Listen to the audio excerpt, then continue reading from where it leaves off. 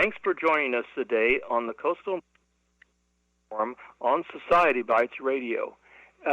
Today, we'll be speaking with David COYLE and his incredible journey he's had over the years and work he's done with the LGBT community.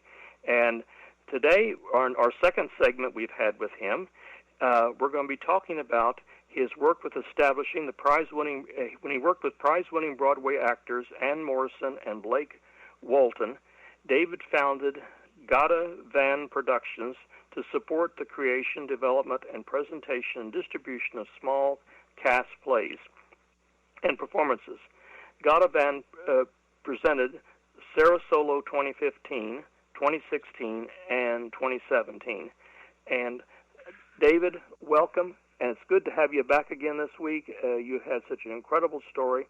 Welcome back to our listeners, and it's good to have you.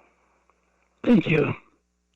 Okay, we're going to, David, we've been going through some of his incredible life and his work. He previously worked in, he was in San Francisco area for more than 25 years, helped establish companies there that continue today in providing HIV day services. It's called Continuum HIV Day Services. He founded the companies that for the first did the backups and stuff for the software for the first gay games, and first originally called the Gay Olympics. And it's fascinating to meet people who've been involved in our history so much of the LGBTQ community.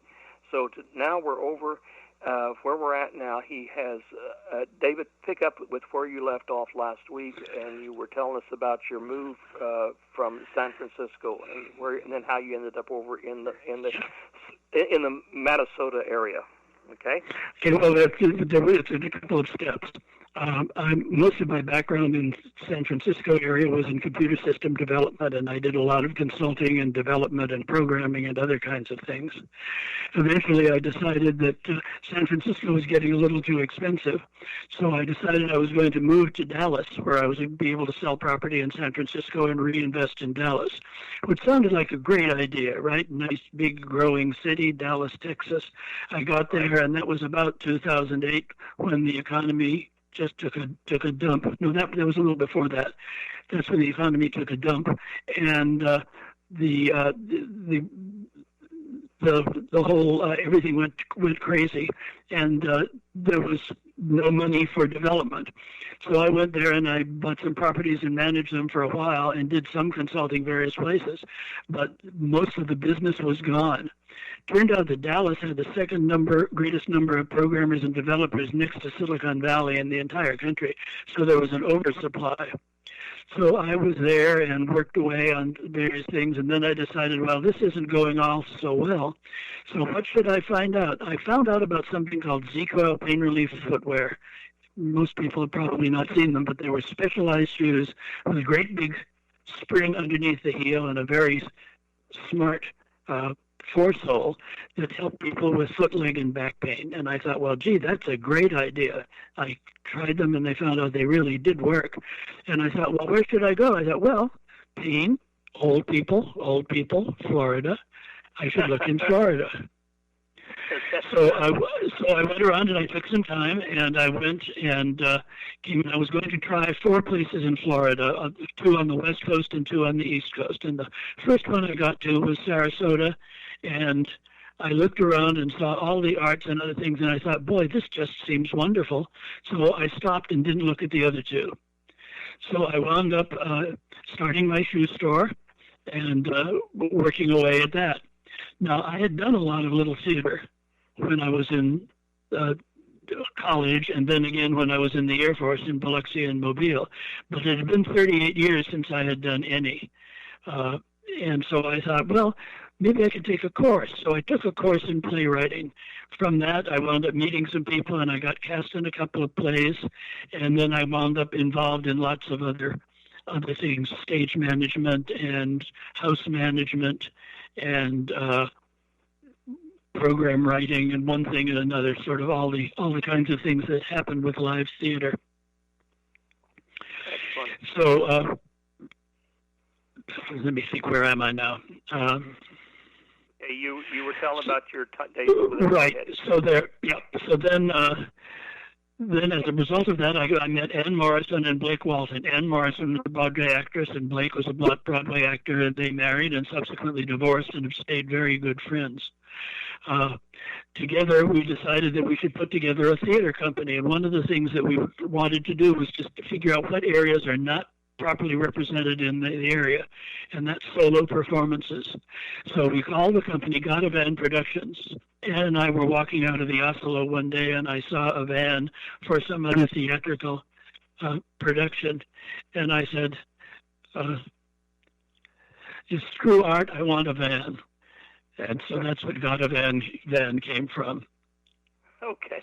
The first thing we did, we came up with a program called Sarah Solo, and what it was 16 solo performances, 4 performances a day over 2 adjacent weekends.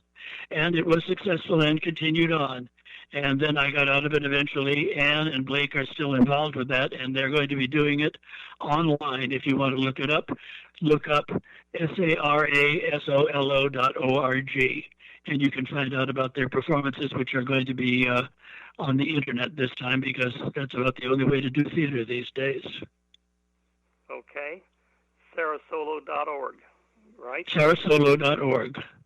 Great. We'll put that in. In fact, I'm going to mention it in my newsletter. So, we have a news thing. It goes out to over 900 people. So hopefully we'll get some people to get some interest in it or mention it. Okay, I'm putting it here. It'll go out in the November issue. Okay, got it. Okay. Right. One of the other things that organization will be doing is getting together things like they did the last year. They get together a young person and an old person, and they would tell each other their stories. Then each would go away and write a monologue, but the monologue would be for the other person. So the old person would be writing in the voice of a teenager, the teenager would be writing in the voice of an old person, and then they would perform their monologues for a cast and audience. Excellent. That sounds fascinating. When the productions you did, do you have any specific memories that you can share with us about some of the productions that you did? No, I didn't. I was not in the artistic side. I put together the business systems and took care of ticketing systems and getting the hall ready and all the other kinds of things that were necessary for that. So I didn't even see them all. I was often out in front manning the ticket booth as for walk-up people. Okay, got it. But I even had my brother Stevie from California come and be one of the performers for that. Okay. He's a guitar player and has his own guitar store out in California. Excellent. So, now are they where do they perform at? Are they? I mean, they're performing online now. You said now online. Right. Well, they're not performing anywhere. Initially, we performed in that little church down in near the Rosemary District in Pioneer Park, and that was, I think, the first 4 years. And then later they moved it into another one for this last year. And then this year, of course, like every other theater organization, they're struggling to stay alive and try to figure out how to recast their art in something that makes sense in these new times where large groups are frowned on, particularly large groups and closed spaces. Closed spaces, exactly, yes. Yeah, so, yeah, that's interesting then. What else can you tell us a little bit more about, in that area? Let's go back and talk about your transition over here. You started to tell us about you were in some productions when you were in the military. And what can you remember any of the plays that you were in, or golly, all sorts of stuff. A lot of them were musicals. I'm remembering now from Biloxi. What's this? She Loves Me, Sound of Music. Typically fairly minor roles. Okay. And then when I moved to Mobile, there were a number of other things. Little Abner, again. The kind of stuff that community theater does, which are things that typically that can deal with large casts because they don't have to be paid because they're volunteers. So you want to see big musicals that used to be on Broadway, you probably go to community theaters because professional theaters just can't afford to pay all those people equity rates. Right, exactly. That's I've interviewed before some young gentlemen from California who put theirs online, and I was just thinking here it might be good to try to see if they could assist the other people, your friends here that you mentioned before. And well, I think every theater in the area is doing something like that. I know that the Manatee Performing Arts Center is doing that. They will be putting 99 people in their theater of 350 and performing You're a Good Man, Charlie Brown, but all the people will be widely spaced. But they'll also be filming it. And then later they'll be broadcasting that to people who step up and buy tickets. They will be able to see that at home on their internet. And then they will be able to do things with getting a big blow-up screen in their parking lot, and they'll be projecting it on that, so people will come in and park parking spaces apart and then have chairs and be able to sit in the empty parking spaces and watch it on the screen. So people are getting very creative. That's it. In fact, you know what? I think they're planning to do a watch party there on the night of the election in their parking lot. That's what I remember. That's one of the possibilities they're looking at, of doing a election watch party there. Well, they're very creative. That's for sure. Yeah, because they do have that parking lot that's kind of slopes on a little bit of a hill, and that would be ideal. So they could park and then face up there to look at that. Yeah, that could work. Okay. Tell me some more things that you see that have changed over the years. I'm trying to think through some things here that have changed over the years from your days. And we were talking before, and we had to kind of cut it off about the parallels between the HIV crisis and what we're going through now. And now it's even worse because it's spread in the air. That's right.